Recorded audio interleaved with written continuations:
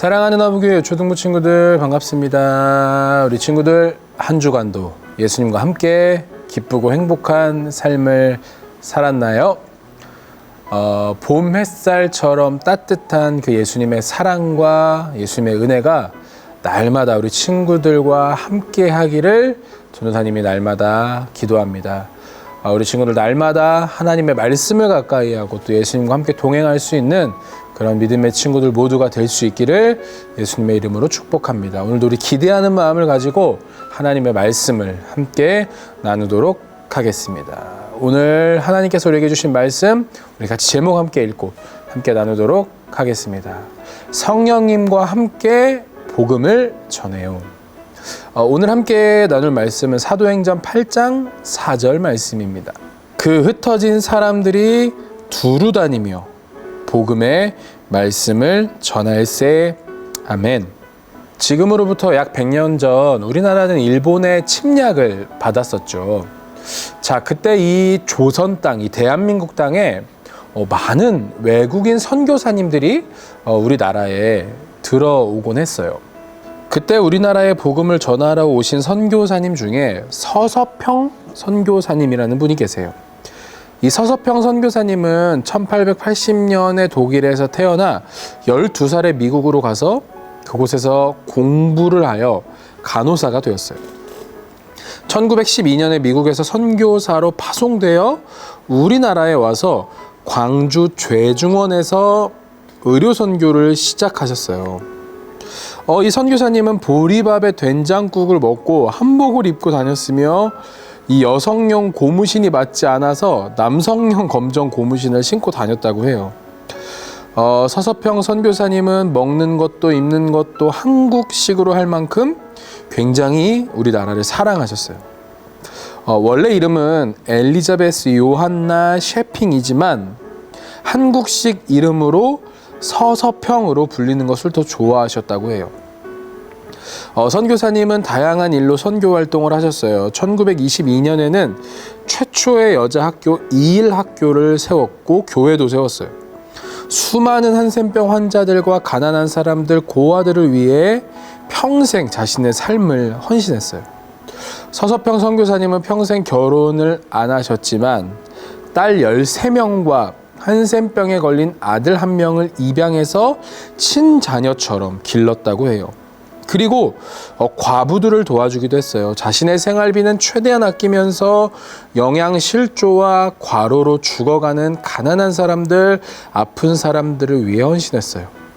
서서평 선교사님이 하나님의 부름을 받아 1934년 장례를 치를 때에 광주에서 최초로 시민사회장으로 장례를 치렀다고 해요.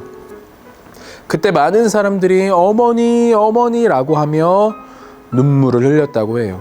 예수님을 믿는 사람들뿐만 아니라 믿지 않는 사람들, 일본인들도 눈물을 흘렸다고 해요. 이 서서평 선교사님이 독일을 떠나 또 미국으로 가서 또 미국에서 공부한 후에 간호사가 되어 우리나라에 들어온 것은 바로 하나님께서 서서평 선교사님에게 맡기신 그 사명을 감당하기 위해서였어요. 오늘 말씀을 통해 우리는 다시 한번 예수님께서 우리에게 주신 사명을 기억해야 해요. 자, 오늘 말씀을 통해 우리에게 주시는 그 하나님의 은혜를 나누도록 하겠습니다.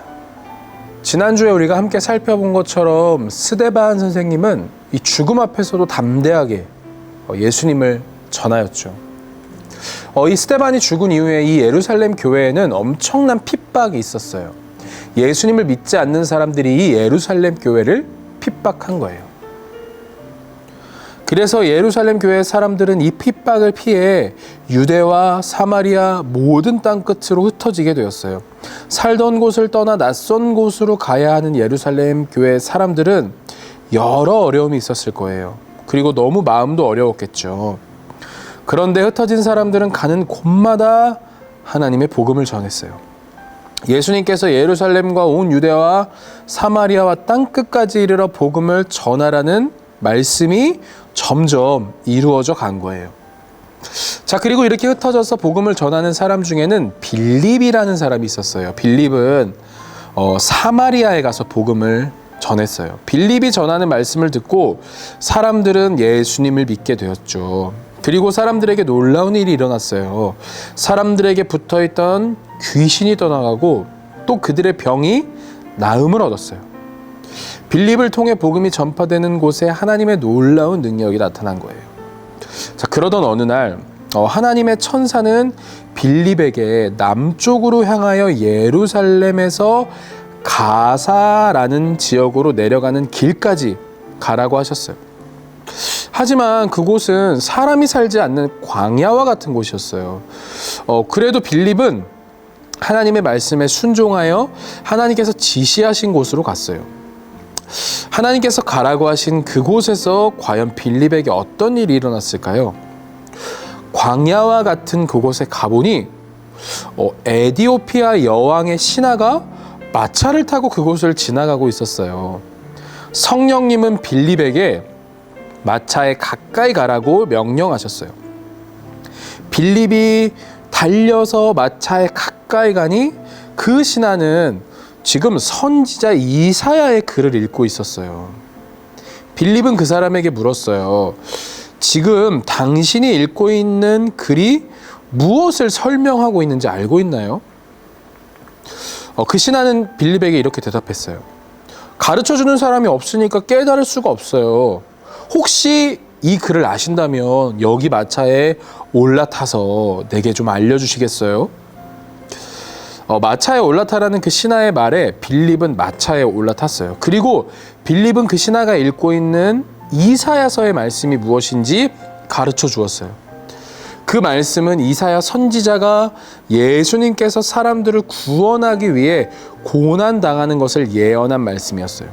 빌립은 그 말씀에 대해 알려주고 그 신하에게 예수님에 대해 전했어요. 그 신하는 빌립이 들려주는 복음을 듣고 예수님을 믿게 되었어요. 그리고 물이 있는 곳으로 가서 빌립에게 세례를 받았죠. 에디오피아 여왕의 신하는 예수님을 만났다는 것이 너무너무 기뻐서 그 복음을 가지고 에디오피아로 돌아갔어요.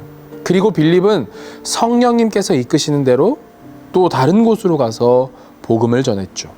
예루살렘 교회의 사람들이 복음을 전하지 못하도록 핍박했던 사람들은 자신들이 예루살렘 교회를 핍박하면 더 이상 복음이 전파되지 않을 것이라고 생각했어요.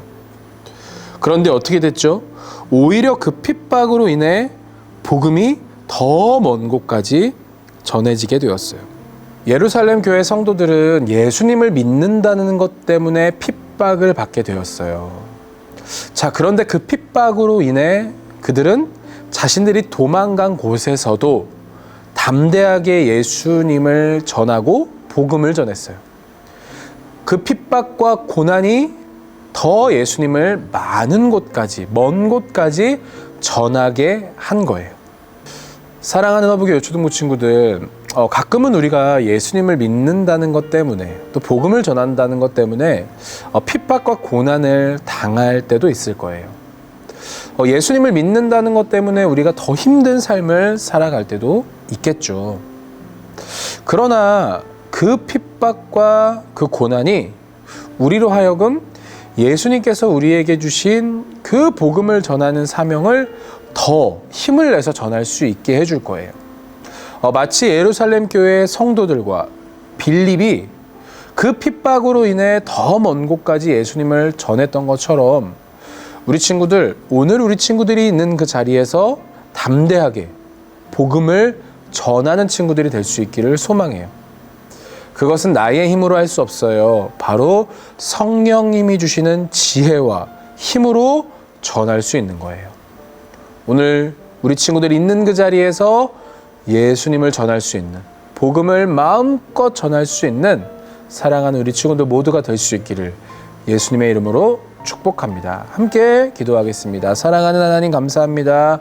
오늘 이 빌립의 이야기를 통하여 하나님, 우리도 핍박과 고난 가운데 좌절하지 않고 끝까지 우리에게 주신 사명을 감당할 수 있는 우리 모든 친구들 될 수 있도록 도와주옵소서.